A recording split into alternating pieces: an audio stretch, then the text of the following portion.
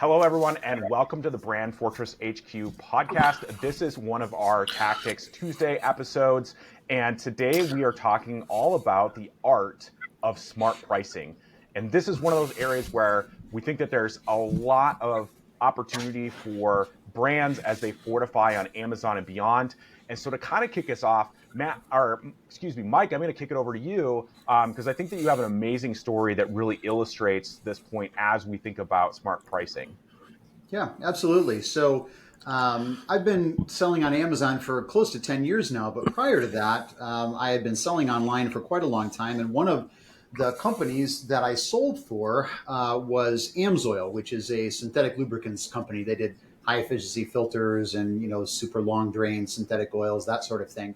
And what was interesting is for quite a number of years that I was selling for that company, we sold a ton W40 motor oil, but we sold it to numerous different markets. So we sold it for automotive use, we sold it for motorcycle use, for ATV use, for trucks, and one of the things that was interesting is that we went to I went to the conference pretty much like every, I don't know however many years it was, they had held a conference, and at this one conference they had this big reveal, and the reveal essentially was their new motorcycle oil, 10W40 motorcycle oil.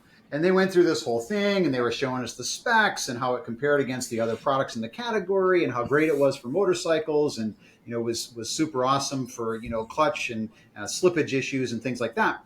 And what was interesting was that as we kind of were talking with the reps from the company and getting some more information about the product, it came to light that it was the exact same 10W40 oil that we had been selling all along. The only thing they did was put it into a new bottle, and the new bottle said motorcycle on it. And it was very specific. It was very targeted at that audience. Like the label, the messaging, the marketing, everything was very directed at that very specific audience. And actually, really almost even to a very specific subset of the motorcycle, world, because it's not all motorcycles that took a 1040, but the specific types of motorcycles that did, they were very directed at that. And what was crazy is, one, we sold a massive amount of that product, way far and above what I had ever sold to the motorcycle market or all markets combined in that next year, as a strictly motorcycle oil. But more importantly than that, it was priced higher.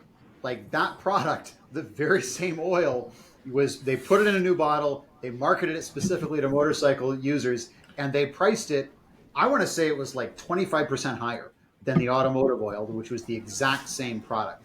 And we sold a crap ton of that product.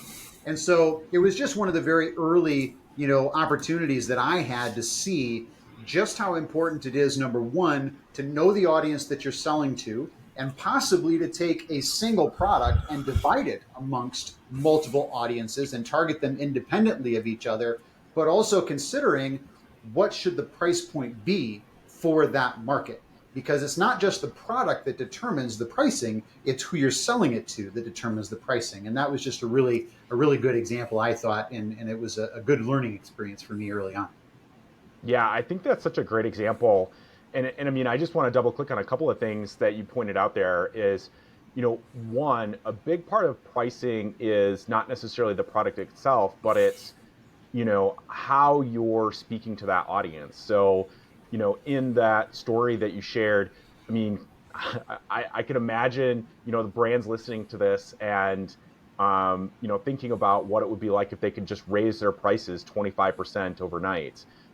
With the same exact product, just putting some different packaging on it. I'm sure that they would do it in a heartbeat because, I mean, in a lot of cases, when you look at your net profit at the end of the day, that's all profit that you end up putting towards the bottom line. So it has a massive impact on how much money you take home at the end of the day in order to, invest in new products and really, take as profit in the business, and however, you want to use that profit as you grow that brand. So, I think that's just such an important concept. And especially when we talk about first principles of making sure that your product and your brand is speaking to the right target market and pricing accordingly. And I think that there's a lot of opportunity that's missed by Amazon sellers. And I think this is one of those things that's going to set people apart as we hear, all the competition from overseas and, products that look the same and all those types of things. And, it's really hard to differentiate yourself and your brand if you don't put the effort into speaking to that audience, because then, price becomes the only differentiator. And that is something that's going to be really hard to compete against somebody who essentially lives right next to the factory. So the one area that, I feel like where we still have, brands that are based in the US still have a big advantage is being able to speak much better to that target audience in a way that a brand overseas probably, would have a hard time replicating. Yeah. So Yeah. in order to do this, you have to know your consumer, and the better you know your consumer, the easier it is to be able to pick things up like this. So for example, so for me, I sell in the barbecue category, and I know my consumer pretty well. But as I started to advertise and launch products in this space, I know that people that smoke meat are they're more serious consumers than the dad that grills burgers for his kids on the weekend. So I started gravitating more towards smoking products. I sell a product that I could also use grilling keywords for, but the average price point, you can go into Helium 10 and find the average price point for that same product with grilling in front of it, as opposed to with smoking in front of it. And it's a $4 price point difference just by adding smoking instead of grilling. So, but because I know that consumer really well, I know that that person, not only are they more passionate about their craft, they're also more brand loyal, but they'll pay a couple more bucks. They, in general, pay a couple more bucks because their products, they wanted to last longer, and they're more brand loyal to their brand. So they're willing to pay that extra couple of dollars. So I know that because I know my consumer really well. And that was the same case with you, Mike, in the oil story. Yeah, for sure. And it's interesting because we have implemented that in our current brand. In the sense that, I mean, we sell at a really premium price point in our category, and obviously, Same. having the unlimited replacement warranty is a large justification for that price. But it's not the only justification for that price. Like, we intentionally, so for those who haven't heard before, we sell into the swimming pool market. We sell swimming pool cleaning tools, poles, brushes, nets, that sort of thing. And the interesting thing is that obviously there are a large percentage of the swimming pools that are out there are above ground swimming pools. Now, Mm-hmm. there's a pretty high percentage that are in ground, actually higher than you might think. But, essentially, it's about 50-50, might actually even lean a little bit more toward in-ground pools, at least in the US anyways. But the interesting thing is, for us, because we're selling at that premium price point, because our products look better, we have a very different color scheme for our products. They look very premium. We exclusively market to the in-ground pool owner. Like, we're not even really paying attention to above ground pool owners. Now, we could, and actually we're looking at releasing a 2-year warranty version of our products, which probably we would target more at that market because it'll be a lower price point. So it gives us an opportunity to split that audience target. But right now, with the unlimited replacement warranty and the high price point, we target in-ground or in-ground pool owners because the pool costs way more than an above ground pool. And they're much more conscious of not only taking care of that, but also what does it look like? Because a lot of them have, really nice landscaping, and they've got a beautiful lounge set and everything else. They don't want this crappy looking pool pole sitting next to their swimming pool. But if they've got a rack over there and they've got this gorgeous heavy duty pole, sitting over there that's a different color scheme than everything else out there and whatnot, like, for them, it stands out. And the people who come to their house, they see that and it stands out. It's different. It shows that it's premium. Yeah, and I think that gets to, getting the right people to click on your product. I mean, um, at the end of the day, you don't want everybody. You want the people that are the best people for your brand. And the more that you niche down that product, really it makes a lot of things easier. A lot of decisions are kind of made for you as far as, who's got the money to buy it, who's willing to buy it, who's willing to click on it. And then from there, you're able to really tailor, your messaging.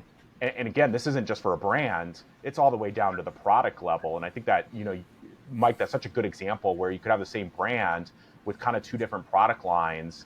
that are set to, two different audiences, where you have, one audience that's the in-ground pool owners who probably have a lot more money, really care about that visibility, versus, the above ground pool owners who, probably want a quality product as well, but probably don't care as much about, what it looks like necessarily. And, quite frankly, probably don't have the same level of income in order to, buy a product like that. So Yeah. I think that's where, really understanding how you're speaking to that audience. And then the other thing that I would argue is that, especially depending on where your product is in its life cycle, being higher price, automatically sets you apart. So it Hmm. challenges you to be better than the other brands on there and helps you stand out. And you just kind of have to live up to, and explain why your product is, 20, 30, 40% more than the overseas competitors there may be in your category. So what I've definitively proved with my brand, I have a product that's very me too. There's 20 other sellers that are selling the exact same thing. Half of them are Chinese sellers that are selling it for 10 to 12 bucks less than I'm selling it for. And I was able to over time raise my prices just by making my creative better, by making a better image. I've been constantly testing my main image, comparing it to the competitors. Like, I didn't change my product like Mike does. Mike, you've made your products better. You've included a warranty. I haven't done that. Like, it wouldn't even really make sense in this space. But my main image looks better, and I have a lot of UGC in my creative on my listing. I have a really good video. Like, just that in and of itself has allowed me to raise my price point $10 than I when I started, and I'm selling against Chinese competitors that are selling it for 10 to 12 bucks less. So I've definitively proven that to command a higher price point, which I like to be at the higher end of the price points as well, just even better creative can get you there.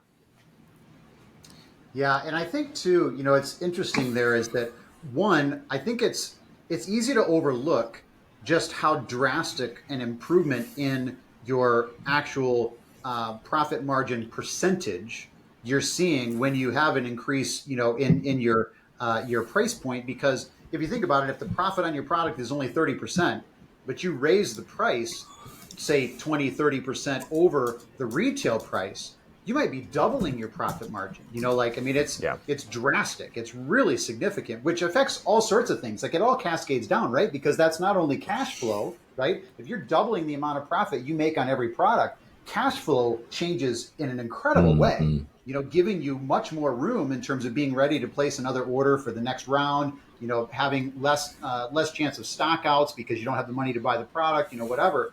And so it's so critical. But the other thing too, going back to what John was saying, in terms of like differentiating between, your markets and deciding who it is that you're gonna target, I would say that ultimately the big thing is, now you should always pay attention to your target market for sure. But this is really critical at launch, especially if you're a new brand, right? Because you have to niche down if you're going to make it in a competitive category as a new brand. You don't have any choice but to niche down. But the interesting thing about that is that even if you continue to focus and be really laser focused on that niche, and especially if you're putting it at that premium price point, over time, you generate more credibility within the overall space that you're selling in, so that eventually that high price point doesn't only appeal to the person who easily can afford that higher price because they have the more money.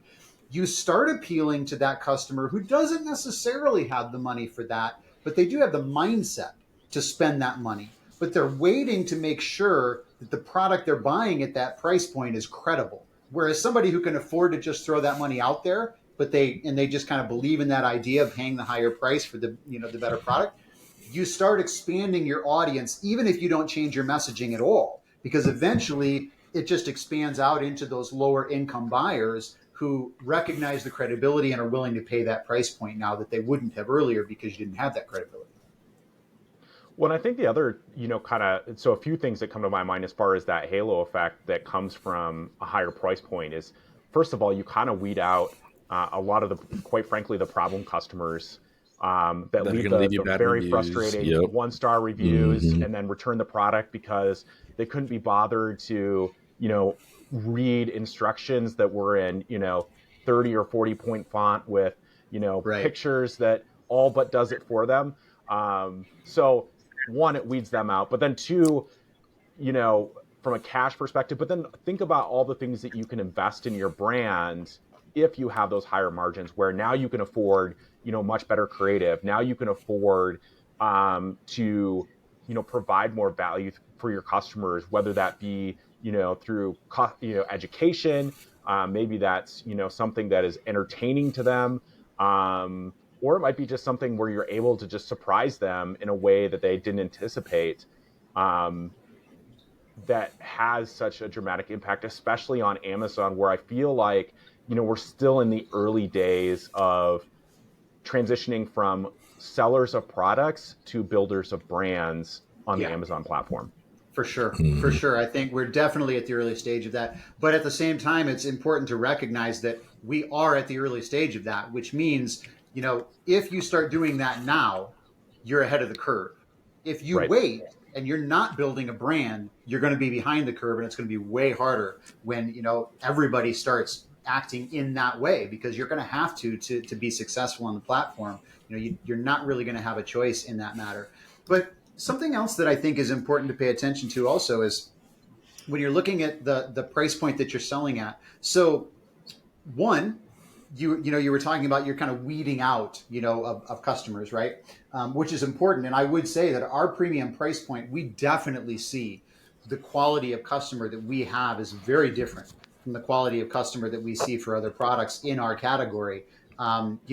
Most of them really are not problem customers. And so from that standpoint alone, you win, right? I mean, like, just knowing that every day that you walk into business, and also for your employees, right? That every day that they walk in to do their job, especially customer service people, that, it is in general going to be an enjoyable job, because you're not spending all day long dealing with problem customers. Like, you're dealing with problem solvers, right? When people contact us with a problem, the individuals that we're talking to are individuals that are, their intent is to solve the problem, whatever that looks like, right? They're not there to just complain. They're not there to just moan and whine and create problems. They're there to solve a problem. So as long as you can solve their problem, and you do, they're happy, right? They're not a problem customer. But the other thing is, we have fewer customers, right? We don't have to sell, 100,000 units this year. Like, we sell 50,000 units, but we make as much because of our premium price point. Our profit is as much as guys in our category who are selling 120, 130,000 units a year. And so we have to deal with the customer service and warranty issues for a much smaller subset of customers, which not only means that it takes less manpower, but it also means that we can treat every single one of those customers that much better, because we just have more time and more resources to address them. We're not being spread so thin between, 120,000 customers, versus 50. Yeah, and I think the other thing important for people who are listening to this to keep in mind is that, it's not necessarily an all or nothing system, in the sense that, I'm really, as time goes on, a big believer that, like, every product that you keep in your catalog should have a role. And kind of Yeah. the three, major roles that I think of. I mean, I think at this point everybody's, very familiar with what a hero product is. That's, really bringing in the sales. And those things are great. Where I see a lot of people have problems is that, okay, you may have another product that isn't bringing in a ton of sales, but that's a great opportunity to have a complementary product where you can have a lot higher margins, because you're not necessarily going head to head with another brand for everybody out there that has that exact same product.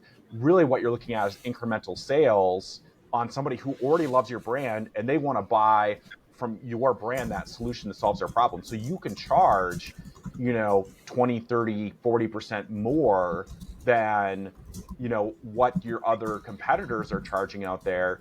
And yeah, you may not sell, 10,000 units of those a month, but your profit margins on that product that's, complementary can be a lot higher. So, the contribution that is giving to your gross margin is very, very healthy.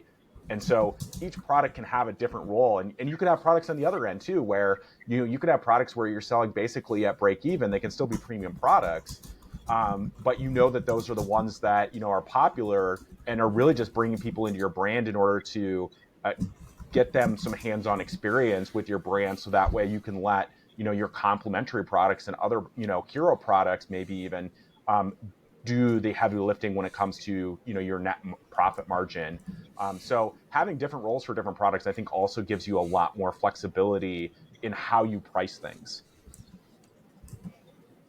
Yeah, for sure. I think the other thing there too, is that, let's go to that the idea of kind of that tripwire product, that you've got, you're selling maybe at break even or maybe even a loss. I mean, like sometimes Hmm. that, a loss leader, there's a reason, there's a name for that, right? Like, I mean, it's a thing. So, it's not always such a thing that you need to make money on the sale. Maybe you lose a little money on the sale, but the point is, if you can sell at a low enough price point to just send massive volume through a specific product that reaches the same target market as your hero product, then that's a massive opportunity. But it's only, and this is really key, and this is one of the things that we harp on at Brand Fortress, is that only works if you have a system in place on the back end Hmm. for connecting with those customers, right? Like, Yeah. if you sell 1 million units of some item that you break even on, but you haven't collected any customer data for those people with a warranty registration or a contest registration or whatever it is on the back end, you Wasted a just whole threw bunch of away. time. You Yeah. just wasted all Wasted a that whole bunch of time. time. Like, Yeah. even if you're Yeah. break even, at least you didn't lose money, but Yeah. man, the amount of time and effort and, Hmm. that you've wasted because now you haven't taken advantage of that. So if you're going to have a tripwire product, then you better have a post-purchase process for getting those people on a list so that now you can sell them the hero product. And then you can sell them those auxiliary products that have that extra margin because you're selling on your website where you're not competing against everybody else for price. And so you can raise that margin a little bit. It's like you got to have it in stages, and those tripwire products make a difference, but they don't help you if you don't have a post-purchase process. Hmm. Yeah, or at least they're extremely challenging in having that post-purchase process. I mean, especially as ads get, I mean, ads are going to continually get more expensive. Whether, I mean, definitely on Amazon, but also on other, we see the same thing. Google, I think, is such a good litmus test for this. If you look at, because it has a longer history and how much ad costs and CPCs have gone up on Google, over the last 25 years, you Oh, can, yeah. we're going to see something very similar happen with Amazon It's already where, starting the same pattern. It's already starting the same pattern yep. right now. As you can watch it happening. The exact same thing that happened with Google Ads is happening with Amazon Ads. Oh, yeah. We're easily paying 4 or 5 times what we were paying, just, Hmm. 4 or 5 years ago. Right. Well, and I think that's, one of the things that is probably going to be that I'll bang the drum on probably numerous times, which is building a brand is really about building an asset, and think about it, like building a house or, any other, at, kind of structure that increases in value. And I feel like we've been so spoiled, quite frankly, on Amazon to where we see it more as the last, few years has almost been like a cash machine where it's like, okay, Right. well, I expect that if I, it's like going to the casino. If I put in $1, I want to get $3 out, and I should, be able to put in that dollar every time and get $3 back. And there was a time when that was definitely true because there just wasn't a lot of competition. And unfortunately, I think that those days are over. I think the good news is, back to our conversation we had earlier, which is that those people that can see, a couple of years ahead and see that, building a real brand is where the value is going to be at, that there's going to be a lot of gold at the end of that rainbow. Yeah. And not only in the short term, not only in terms of the cash that you're drawing out of the business, because you've built that brand, but also in terms of the exit value. I mean, it is an actual truism that, probably half of the money that you ever take out of your business is going to be at the point that you exit the business. If you decide to. I mean, a lot of people Yeah. stay in the business. That's cool, but recognize that, when you think about the amount of money that you have wrapped up in inventory and all of the various things that you're doing in the business, and that money's always wrapped up in that inventory. If you want to stay ahead of sales, you always have a significant amount of money wrapped up in inventory.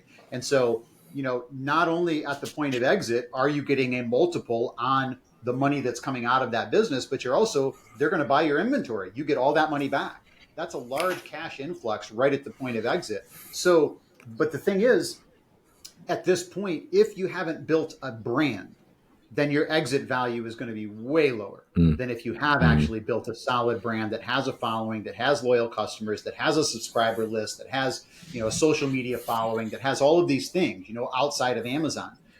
You build that and you're going to be worth a fortune, in comparison to what you're going to be worth if you haven't built that brand. And I would also say that part of the, if you're looking forward at a potential exit, cash flow, because this conversation has been primarily about pricing, cash flow is king when it comes to an exit. Like the valuation of your business, a lot of that is going to be based on how is cash flow from the business, not just profit, but actual cash flow. And so if you're thinking about pricing and going back to that, if we can raise our profit, and double our profit, or even just increase the profit by say 50% on a product, which doesn't necessarily mean a massive increase in the retail price of the product, then your cash flow becomes much better and you become a much more desirable asset for any potential buyer. So paying attention to that cash flow portion of the business is really pretty critical. Yeah, and one thing I want to. Go ahead, Matt. Go ahead, Matt.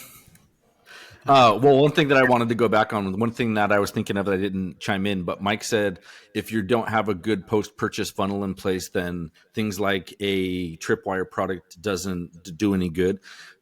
Taking that a step further, if you're not launching new products, having that customer email list is a lot less valuable, because that's actually because you don't have to market to that person again because you have their contact information. So Mike, what I love about you and how you use your list, you use that asset, is when you launch a new product, you first of all, you bring the consumer in on that journey of designing the new product. But then when you launch that new product, you have a list of hundreds of people that are waiting to buy it at full price. So which then increases the value of your brand, which then fortifies your brand, which then you get a higher multiple at exit. So I just wanted to throw that in there, that you also have to be launching other products to that audience too. Yeah, that's a fantastic point.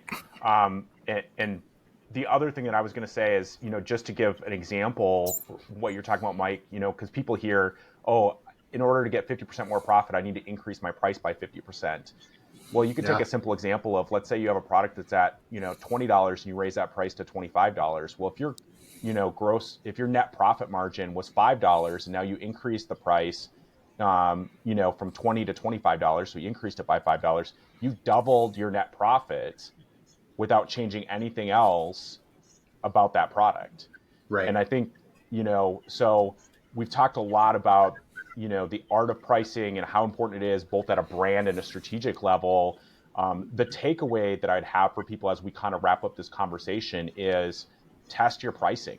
I've always been amazed at and surprised by the results of pricing in both directions. So, we talked a lot about increasing pricing, and I've definitely seen that recently where we had a case where we increased the price by about 20%, and we actually saw sales go up, where you don't hear a lot of those cases, but they definitely happen.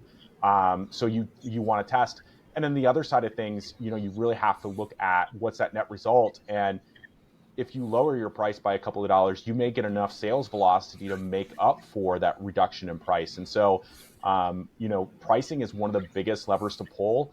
And, you don't have to do every product at once. And you could do tests where, hey, especially when it's not Q4, that's a perfect time to test your prices for a week and look at like your BSR and, hey, did my BSR drop compared, when I increased my price by $2, did my BSR, did it stay steady? Those types of things to really dial in what is the max price that your product will carry, and understand that over time that will change as there's more competition, but also as you get more, reviews and social proof and those types of things.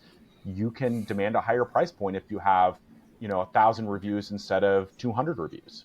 Yeah, for sure. And you know what, before we wrap up, just two things based on what you just said, John.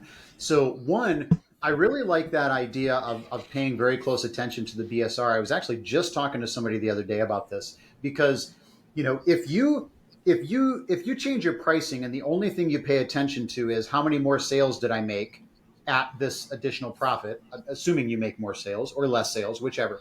If that's the only thing you pay attention to, and you don't look at BSR, then what you haven't accounted for is how did sales within your niche change over Hmm. that period? Because if you go through a period where, for whatever reason, within your niche, sales volume increased overall, and you increased along with it, well, then you have to be able to, understand your price didn't have any change. Like it wasn't the effect, right? You moved with the market. Now you Hmm. could say, okay, well, but at least I didn't decline, right? My sales didn't go down, so I know that much. So at least I've got a higher profit at the same sales volume, right? Essentially, because the market, I just moved with the market, but paying attention to BSR, because that's a comparison against all of the other products in your category and the Hmm. volume that they were selling, that's really critical. And I think we don't pay enough attention to that sometimes. But the other thing that I wanted to mention was in terms of that price point. Um, and you know what? Honestly, I've lost it. So All right. it was there We'll and now it's gone. we'll So let you think about it for a second, and we'll turn to Matt. When it comes to pricing, what is maybe do you have like a tip or an action item for our listeners that you'd recommend as they think about it that they could test out for pricing? Yeah, I mean, so for me, it kind of goes with the life cycle of the product. Like when I'm choosing pricing from the very beginning, first of all, I mean, obviously you take your margin into account, but I like to price it at about as close to break even as possible when I first launch to get as much velocity as I can. But I already have my destination in mind, and again, it's always at the top end of that price range. So I calculate by looking at competitors what the top end of the range is and where I think I can fit in, and then start. That's part of my strategy when I'm pricing it at the very beginning. So pricing, like you said, John, it's one of the biggest levers that we can pull, and I love being able to see as I launch and as I get reviews and as my conversion rate increases how fast and how far I can push that envelope to get to that ultimate price point. So it's always part of my strategy from post launch all the way to mature product, and it's something that I test. And also, you were talking about your BSR. I also love looking at your conversion rate compared to the average in the search query performance report to look at basically the same thing. And I was just talking to a student just last week, same as you, Mike, about what that looked like from a BSR standpoint, but then also what did that look like from a conversion rate standpoint in the search query performance report. Yeah, great points. And I think my takeaway from that, Matt, is that again, the influence of price on launch and beyond and through all those phases, and also, hey, if you have not tested the price on your product in the last 3 to 6 months, Mm, you probably need to do a price definitely. test in one direction or the Yeah. other, for a few days or even a week to see what happens, because otherwise you're leaving a lot of money on the table. Hmm. yeah, that's fair. And I actually did think of what it was I was going to say, and it was specific to what you were getting at, John, and that is when we're talking about the fact that pricing can be one of the biggest levers that we can actually pull one direction or another. One of the reasons that it's such a big lever, to pull is that it the Amazon algorithm pays so much attention. I think we forget about this in the sense that Amazon's algorithm is solely dedicated to the amount of money that Amazon can make over the entirety of all of the sales that are going to go through in any particular day. Like that is the algorithm. Like we can say it's about, serving the customer and it's, getting the best price for them and all. And yes, to some degree that's true, right? But at the end of the day, Amazon is concerned with one thing. Over the course of a day, on the number of sales that we can run through, how much profit are we going to be able to pull out of all of those sales? So if you think about it from the standpoint of that, if you're always looking at that, the higher the price that you charge, then if you can still maintain some sales volume on that, right? Like if you can raise your price and the sales volume really doesn't change, then think about that from Amazon's point of view. They get to charge you a fee based on the percentage of your sale. They're charging a referral fee. So if you can raise your price and your conversion rate stays the same, then why would they not highlight your Mhm. product over another Yeah, product that sells at a lower price point, which means they make less money? So if you think about organic ranking, you have to test to see, if I raise my price, can I maintain my CTR and my CBR? How much do they change? Maybe they even go up. You don't Mhm. know until you try it. But the point is, even if they at least stay the same, and you raise your price point, it is almost a guarantee that Amazon is going to rank you better because they're going to make more money on your product. absolutely, absolutely. That is a fantastic point. And um, I do want to wrap up this episode, but I see two episodes coming in our future for people that are listening. One is on the influence that price has on ranking, and the other Mhm. one is pricing strategy for launching. Because I think that there's a Yep. ton of things to be mentioned there. I mean, we didn't even get into, Prime exclusive discounts, coupons would Mm. have their own strategy, strikeout pricing. There's a lot of things around pricing that, again, I think this is a really big lever that can really move your brand in a fantastic direction that doesn't get pulled enough by brands, or at least experimented with. So I think I think we can this is a all great agree. We can all agree that pricing is not static, and it should never be static. Not for any brand, not for any 100%. product. Pricing is not static. 100%. And then the other takeaway that I want for the audience is, we talked about those tripwire products and products having different roles. And if you don't have some way of building your audience off of Amazon, we offer a course that for free called the After Purchase Funnel course in order to help people set that up. Um, that is another way that you can really take advantage of building your brand over the long term. So that way you have a lot more flexibility with how you do your pricing. So if you haven't checked that out, I definitely recommend you check that out on our website. And I could definitely see that we're going to have some more episodes on pricing coming in the future. For sure.